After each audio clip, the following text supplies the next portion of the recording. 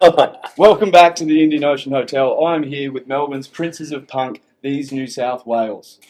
Thanks for being here, fellas. Appreciate you stopping by. Thanks for having us. Thanks for bringing a bit of Melbourne weather with you. Yeah, we brought the cyclone. Yeah, lovely. I hear that. You are a bit of a cyclone. We are. We brought it to Queensland as well last week. Shout out to Queensland. Yeah, right on. How do you feel being back in the West? Great.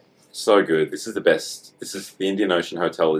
We have been obsessed with it since we played here first in 2023, and it's just been, we all fell in love with it. Such a amazing place. Get looked after here, right? Get looked after. The pool's amazing. The whole vibe is just awesome. Carpet's amazing. The carpet. This is amazing. But the actual band room is incredible as well. And the sound is always incredible. Yeah, And there's a pool room and a spa room. Yeah. So we had to check out. Yeah, right on. Ren, here's a bit of a backstory for you. Ren actually just won Sound Tech of the Year. Sick. First time it was nominated, and he took it out. Won the Soundies. Yeah, so at the WAM Awards, the West Australian Music Awards. Sick. That's great. Well, richly deserved as well, in my Yeah, opinion. It It's is. fucking great. It's the only yeah. venue in Australia that you arrive and everything's set up already. Yeah. Everything. Yeah. And sounds amazing. Straight away. It's plug and play. Yeah. So, Yeah, he's in there hitting the tongs and doing the things. So, yeah. I think that works out really well for a lot of the bands, Yeah. for sure. including yourselves. Yeah. So you're here on your Godspeed Album tour, released in 2015, November. 2025. Sorry, 2025. Yeah. And it debuted at number 23 on the charts. I think that might be correct. Yeah, something like that. Yeah. That's what the Google web tells me. Oh, nice. So we'll roll with it. Cool. Depends what chart you're looking at. Yeah. Because it's number 4 on one chart. All right, maybe we'll hit number 4. Wanna run We'll go that? with 4. Yeah. How does that make you feel? Pretty good. Yeah. I mean, it's nice, but it's number 1 would have been good. It's hard to tell what any of it really means, you know. Yeah. It's like, it's nice to see it there and at least amongst other like people that you respect or whatever, but it is kind of hard to tell what any of it means, and maybe none of it means anything. What's kind of most exciting is getting to play all the new songs to people who are hearing it at the same time as you, and exciting. Yeah, I'm excited to hear it. I've been listening throughout the week, and I'm really excited to hear it live. I think it's the only album that we've ever played all the songs live from. Like every other album that we've toured, we've picked songs to play from it, but this one we play the whole thing. Will you play it in album order? No, it'll be out of order. Adjust the set list. We'll adjust it a little bit. Yeah. Yeah, right on. Yeah. With this album, I want to talk about your writing and recording process. How does that go about for you guys? Do you write together, or will someone come to the table and say, "I've got some ideas, let's build around it"? How does that look for you? We generally do write everything together in the room at the same time, for the most part. And then there's some times where some of us will bring in a song and teach the band. They'll begrudgingly learn it and then get into it. But majority of the songs that we write are all just in the room together. There's no ideas, and then we just stand with our instruments and do it. It's kind of terrifying to think about right now, really. Mm. You just rock up and then someone goes, blah, and then you have a song. Yeah. And sometimes you have one really quick. Sometimes you have one in 20 minutes, and sometimes you have one that takes like 2 years to make good, and then you throw it out anyway. But Or sometimes you leave band practice going, we suck, because nothing happens. Yes. Or you go home thinking that was really Well, good, so- but then you listen to it a week later and go, actually, that's not Yeah. it. That's not it. But we did a writing trip for this album for like 3 or 4 days in the Otways in Victoria, which is a really beautiful part of Victoria. And we actually wrote half the album in that 4 days. The rest of it was written over 2 years, just meeting up once a week and writing slowly, sort of thing. Yeah, right. And then you set aside some time and went, right, let's... We went away for 4 days, got a house, set up. It was a really amazing wooden kind of cabin house, and it had a great space to set up all our instruments. And we wrote 5 songs in that 4 days, and that was half the album. It's pretty cool. I think that worked because we'd done a good year of writing up until that point, so we kind of had a bit of a flow on. Yep. I wonder if we had done that first, if the same thing would have happened. Yeah, that's true. We sort of blew out the cobwebs beforehand at the shitty rehearsal studio. The album was sort of shaping up, and then it was just bang. Yeah. Yeah. And being your fourth album, do you feel like that process grew and got streamlined, and you approached this one with a bit of purpose and structure, so to speak, or have you always done it that way? Good question. I mean, well, the third one was, that was all pandemic kind of time, so that was a completely different process in itself. We had way more time as well. We were sort of like passing around parts over the internet and stuff because we're all in different parts of the state or whatever. So, yeah, I guess it was more streamlined than that. Yeah, but it was sort of similar in a way as well because we took we just took our time with it. Yeah. Kind of just once a week, meet up, work on something, just slowly gather the songs. Yeah, no rush. Nah. Yeah, I like that. Dr. Dre once said, "Deadlines are the death of creativity." That's interesting because I feel like some artists also really need the deadline to push them to do the work as well. So we ended up doing that. We ended up giving ourselves a deadline and sort of booking in some studio time. I think if I'm remembering correctly, just thinking we want to record it in this month. So like, we start writing slow and then go, all right, it's shaping up. Let's pick a date now and like pump towards that. Yeah, that's interesting quote though because I think it can go both ways. Sometimes that the adrenaline and the pressure of having the deadline is like really kicks you into gear a bit. Yeah. But yeah, there you go. And when you're in the studio, will you stay at a studio and just keep grinding until the job's done, or same approach where you just sort of rock up once a week until it's No, in the studio we did three weeks, like 7 days a week, pretty much. Wow. Yeah. Just. Yeah, booked a block of time. And Yeah. that's how long you have. And 3 weeks sounds like it heaps of time. And it is, because, I mean, a lot of bands I like record a whole album in like 1 week. And so, I don't know, when I talk to them, I'm like, oh, God, we took fucking ages. But it's not that long. It goes so quickly. It does. 3 weeks can fly by, that's for sure. Yeah. And will you lay track down individually? Will you try and jam out a song live so that you're all in the flow of it? In the past, we've sort of done it instrument by instrument, sort of usually starting with the drums and then going bass. But a lot of it, we sort of recorded our parts at the same time, right? Bass and drums were... Yeah, it was a bit of a mix, like kind of play for keeps, did like a version of a song the entire time, and then refine stuff that we needed to go back to and stuff. Yeah, you do it live and then go, all right, let's Yeah, we now did that. hone in on bits and A lot of this album really, compared to the rest, was, apart from the first one, no, actually, this one, was like, there's guitar, bass, and drums from us playing together on pretty much every song, and then we just dropped some stuff in or added extra stuff. Yeah. This one was recorded by Sam Johnson, who also recorded the third one, and he has just such a he's so good at using, what am I trying to say, like budgeting the amount of time that you have just to a T. So you always feel, I don't know, you always feel relaxed and confident that he knows how much time you have to do drums or to achieve this, or how much time you might have left over for experimenting or whatever. Like he's just very, knows what he's doing. So he was kind of keeping you accountable on your Yeah. And he'd be like, okay, cool, I think it's time to move on and try this now. Or, Well, that was going to be my next question. At what point do you as a band arrive at the finish line and go, we're done? And did you all agree? Yeah, well, we've arrived at a few finish lines because we had to do some return. We had to return to the studio a few times. Like, oh, actually, I want to change that. I want to change that.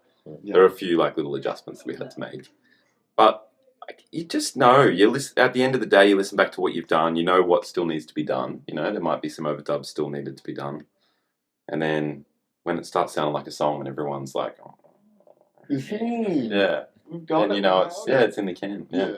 Nice. I have a question about the name and the TV show, These New South Wales.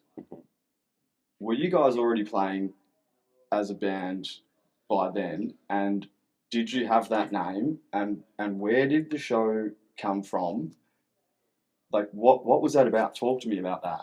We already had the name. We're a band since 2011. We shot the first season in 2015. So we've been like playing around for a while. The name was originally just a joke name that I suggested for Todd's old band. And they were all like, we're not using that name. But then when we decided to start this band, we thought that was just, I don't know, it's just a funny and stupid name. Yeah. And the band when we started was more or less a piss take. So we were just trying to give ourselves a stupid name, play stupid shows, play stupid songs. Yeah. But we were always making video content at the start of the band. We had some filmmaker friends who were always hanging around. They'd come to our rehearsals and just shoot stuff and then edit stuff, and it made us laugh. And we came up with the idea of making a TV show out of it. You know? Yeah. And then just kind of stuck to our guns and actually did it. You know. Because I mean, it's classed as a comedy. Yeah. And were you guys sort of taking the piss out? It is a comedy. Yeah. Yeah.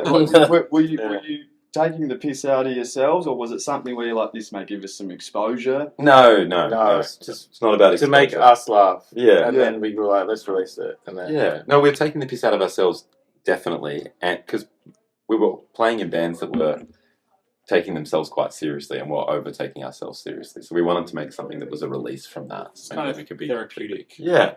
Yeah. And laugh about the whole thing. It's like, it is kind of goofy to be in a band, you know. Yeah. In a way, it's very cool as well. It's a great thing to do. It's very fun, but it's kind of goofy as well. And there's a lot of playing around. You meet a lot of personalities, and there's a lot of funny things that happen, you know. So we just wanted to like make fun of it all. Yeah, right on. And so on the back of that, you guys are very DIY. Yeah. And personally, I think there's nothing more punk in this industry than being DIY. I think it'd be probably pretty easy to get people on board to do that. How does that go for you guys when you're all getting together and trying to do business, so to speak, when you've got to get some things done, book shows, book tours? Do you all do it collectively, or will one person take the reins on that?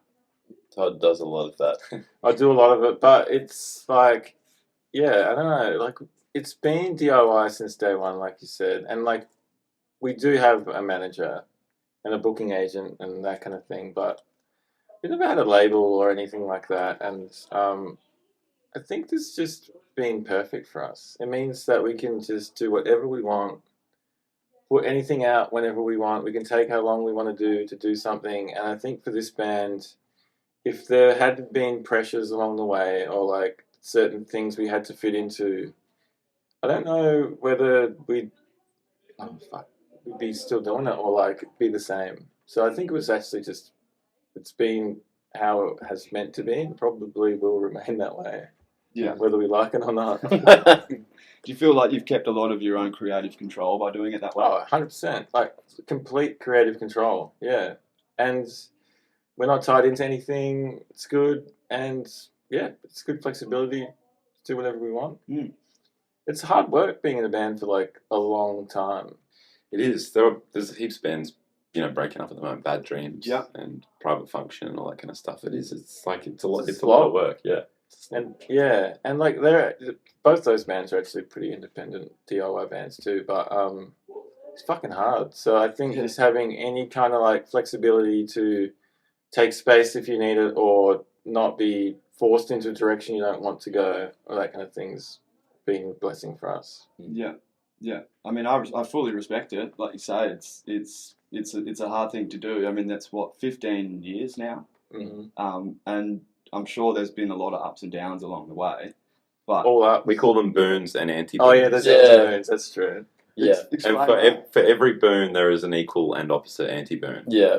Yeah. The good news comes, the bad news is coming shortly now. Yeah, it's scary if you get some good news. Yeah. Everything That's comes not in. everybody's experience, that's our experience. And if you get bad news, it's so exciting. I think it's not, yeah, when you get the bad news, it's like, you know, something good's around the corner. that's happening. Yeah. Well, at least it's balanced out. I like that. Exactly. That's cool. We've had a lot of anti-boons. We've that's had a few burns on the way. Yeah, It's honestly there's just been a bunch anti of thing boons. after the other. Yeah. Yeah. But You have to be really good at rejection. yeah, you get used to it. Mm. Or disappointment. Yeah, disappointment and rejection, you got to take them in your stride. Do you guys get around each other in those times? Definitely. Yes. Close. Yep. Yeah, and then Yep. we just don't talk to each other for a few weeks, and Yeah. everyone forgets. And then you No, we keep a light. We keep a sense of humor about it all. I Yeah. think there's nothing that's so disappointing that ever rocks us too bad. You know, No. we're just like, of course, Yeah. it's all good. No, yeah, it's funny. Yeah. You got to laugh at it. Yeah, you do. You got to laugh at life, I think. You know, at the end of the day. I've been watching some music videos through the week. Very cool for a start. And will you guys put those together yourselves and make that happen? Depends on the video, I suppose. Like latterly, we've been who have we done the last Tom. few with? Yeah, Tom. What's Tom? Recently, we've been working with people, but when we started, we just did them ourselves. Yeah. And they were the craziest ones Yeah. and really fun. But yeah, we've been working with people that are good at it. Also because it's like, I don't know, it's hard to do everything. You got to write an album, write a song, write lyrics, all this kind of stuff, and then all of a sudden you've got to like come up with an idea for a music video or whatever. So like we found collaborating in more recent years really beneficial. Yeah. For music Handing videos. it over a little bit to someone that you Yeah. trust. You know, it's like it's nice. We try to take our hands off a little bit. Yeah. Will you research their work or just give them a For sure. Yeah. Yeah, for sure. Yeah. Right on. But yeah, this last record we did all the clips with Tom, and you know, yeah, Passive kneeling on passive Instagram. kneeling, yeah.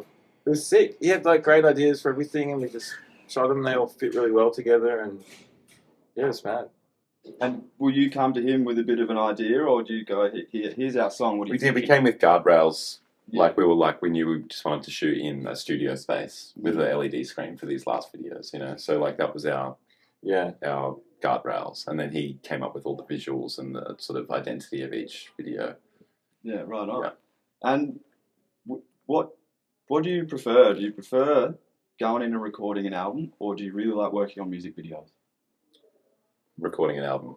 Music videos are difficult. I don't like it. Yeah. That was fun. They were really fun on the last run. They're great when you can kind of see them coming together as well. Yeah. But yes, And it's they were a great lot with- of going They're through the hard design. work Yeah, as they well. are. They are. Yeah. Album is, I reckon, recording an album might be the best thing you can do as a band. Pretty We've fun. been a Other band than a for live 15 show. years and done 4, so you put that into context of how much you get to do it in the space of time. Yeah. And it's a really special, it's like school camp, Yeah, it is actually like school camp. where it's like, once you're in it, it's Spend like like 10 hours a amazing. day there. You know? Yeah, and it's like 2 days in, it feels like it's never going to end. And then there's 2 days to go, and you're like, oh, it's going to end. Yeah. And it's you get your little routine. You get your sandwich shop and your pub and all that kind Yeah. of stuff. Yeah. You know. Yeah.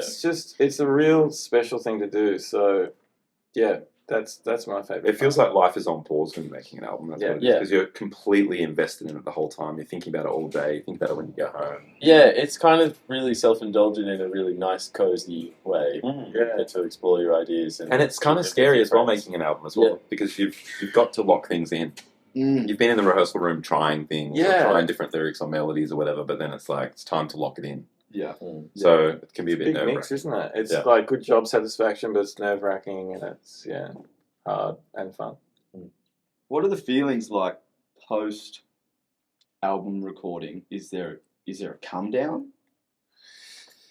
I can't remember. Usually pretty stoked to be Yeah. finished. Mm. Yeah. Yeah. You know, just because it is very all-consuming, so it's nice to just be like, oh, that's Yeah. finished. And are you happy to hear the songs after that, or are you just like, I just never want to hear this It's a song bit again? after that? mixing's a bit difficult because it's always scary receiving a mix. You're like, you have fingers crossed that it sounds good, and you have to give mix notes for weeks, you know. So they'll send through like 1 or 2 songs. Everyone has to listen to it and be like, can we make this more this, and can we do this and that, and then you say Yeah. that, you know, and that's tough because you're like, oh, You get burnt out on the music at that Yeah, point. you do. And it's like, they send you a mix, and then you listen, and you make a note, and they send it back, and they might change one thing, you have to listen to the whole fucking thing again. And Yeah. it's like a lot of work, and then you get pretty burnt out on the music.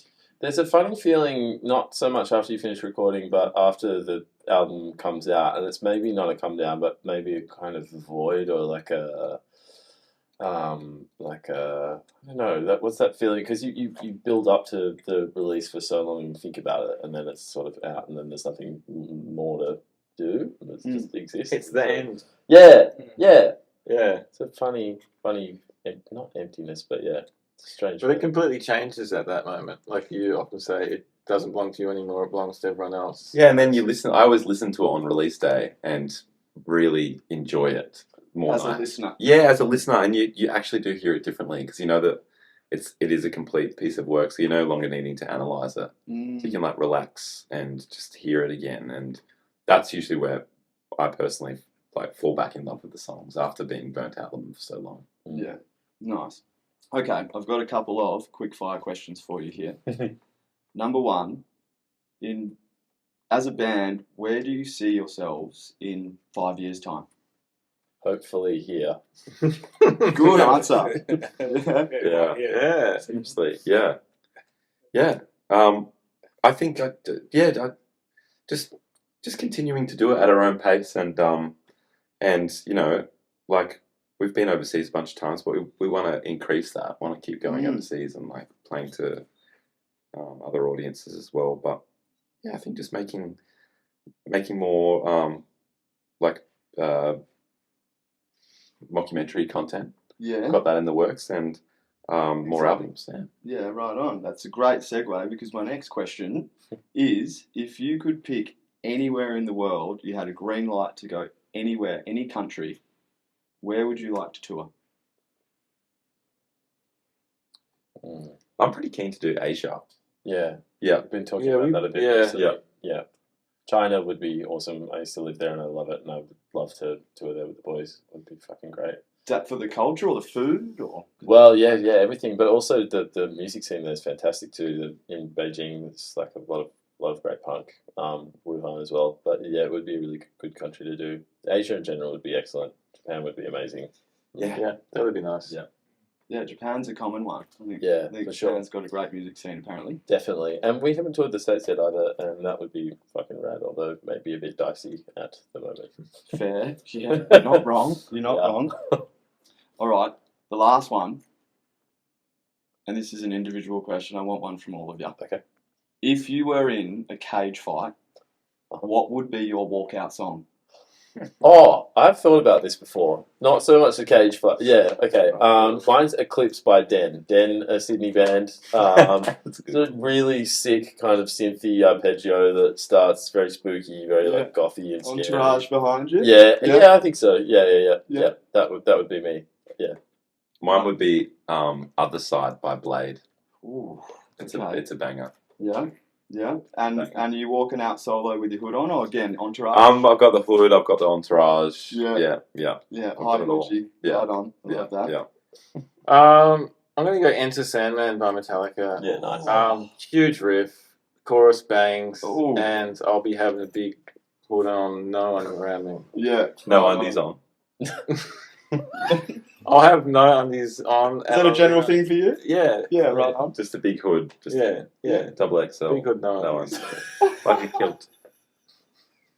I would love to see that, to be fair. Alright, well. Will, how about yeah. yourself, mate? I'm just going to say the first thing that came to my head, which was The Doors' Light My Fire. Oh, Yeah. I nice. walkout song just to kind of. I It's think not really that like menacing or anything. But No, it's I very think fun. I think that is Party survived. because it's unassuming. I'd be fucking terrified. If you came out of that. Yeah. Also, Oh, he's gonna snap my neck. and what about undies? Are you doing that?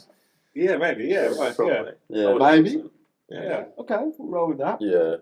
Good one. I like. Someone's got to I'm learn. happy I with think all that's of a those. good choice. Yeah.